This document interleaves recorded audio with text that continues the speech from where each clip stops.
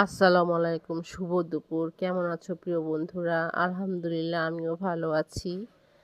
তো আজকে আলহামদুলিল্লাহ রোদ উঠেছে রংপুরে। তো রোদ ওঠাতে মনটা ভালো লাগছিল। তা দুপুর তো হয়ে আসলো, রান্না করতে হবে। তো আজকে রান্না করব চিংড়ি ভুনা। চিংড়ি ভুনাটা আমি নারকেল দিয়ে রান্না করব আজকে, একটু নতুন ধরনের। এটা আমি ছোটবেলা খুব খেতাম। আমার আম্মু রান্না করতো আমার দাদা ভাইয়ের জন্য। আমার দাদা ভাইয়ের খুবই প্রিয় খাবার ছিল। তার বড় চিংড়ি হলেই তারে নারকেল দিয়ে রান্না করে দিত। তা আমি চিংড়ি মাছ মশলা দিয়ে মেখে নিলাম। লবণ, হলুদ, মরিচ ভালোভাবে মাখতে হবে। আর এর আগে আমি কিন্তু ব্লেন্ডার করে নিলাম নারকেল আর পেঁয়াজ, আর কিছু না। ওই দুটা ব্লেন্ডার করে নিয়েছি। আর এদিকে আমি চিংড়ি মাছ ভাজতেছি। তো চিংড়ি মাছটা কিন্তু ভালোভাবে ভাজতে হবে। তো আমি দুইবারে ভেজে নিলাম চিংড়ি মাছটা, যেহেতু একটু বেশি মাছ। তা আমি দুইবারে ভেজে নিলাম। তো নতুন বছর তো চলে আসলো বন্ধুরা।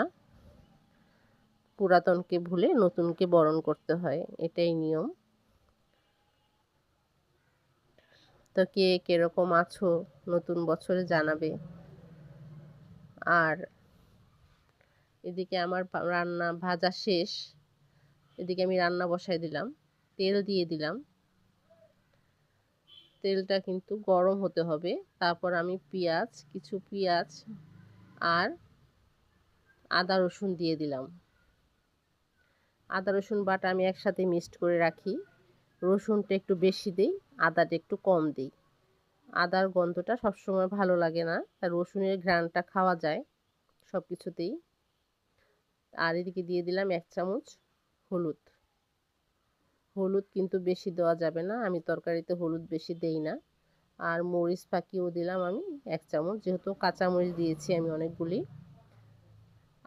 আর এদিকে আমি ব্লেন্ডার করার পেঁয়াজ আর নারকেল বাটাটা দিয়ে দিলাম। এগুলি এখন ভালোভাবে কষাতে হবে, অনেকক্ষণ ধরে কষাতে হবে।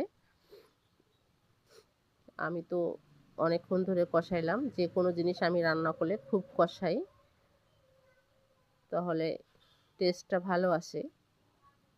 কষানোর উপরেই তরকারি। আর এদিকে আমি ঢেলে দিলাম চিংড়ি মাছগুলি। তো চিংড়ি মাছ দিয়ে ভালোভাবে কষাইতে কষাইতে তেল উঠে যাবে। তারপর আমি দিব পানি, আবার কষাবো। তো